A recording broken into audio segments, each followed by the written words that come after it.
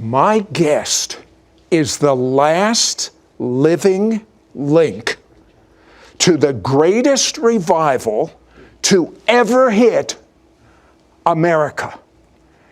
And he says that a greater revival is about ready to come. Now, let me tell you what happened at the Azusa Street revival. He tells stories about people missing limbs, and not just one leg a half an inch shorter than the other and growing out. Missing legs, missing arms, and the arms just shoot right out. Starting to really give him some trouble.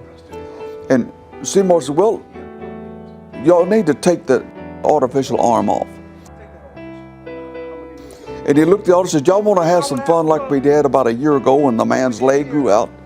He said, well, we're going to. And he laid his hands on his shoulder. Brother Garcia looked down and said, Brother Tommy, I could look down into that hole in his shoulder and see the bone. He said he started praying for it, and he said all of a sudden the bone started growing out. In about 4 inches, the flesh started growing around it. And he said, I sat there, it took only seconds, but to him, it was slow motion. And he watched it as it just grew out. And he says, then he watched as the fingernails appeared all of a sudden. Well, this man, his chin dropped down to about here. How he ate, I don't know. Let's pray for this man. And even those people at Azusa told me they didn't know. But they started praying for him, and then you could hear bones popping, and his chin started coming back up. And with just in a few minutes, he was normal. And Lucille said he was really kind of attractive.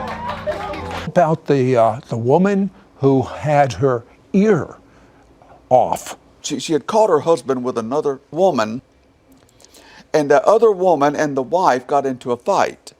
And the other woman bit the wife's ear off. She had come to Azusa Street. Sister Carney saw her come in with a bloody bandage over her ear. And she said you could see she was in tremendous pain. So she went up to her to minister to her, and she told her what had happened. She said she pulled it back. She said, Tommy, it looked like a raw piece of meat. There was nothing there, just a raw piece of meat. Well, she started praying for it, and the woman said, oh, I feel tingling, and the pain's all gone. The pain is gone. So she said she yanked it back and looked, and right before her eyes, that was her first creative miracle. She said that ear, a brand new ear. This all prophesied the same thing about a great revival that was coming. What was the prophecy? That in about 100 years, there would be a revival like Azusa Street, only greater.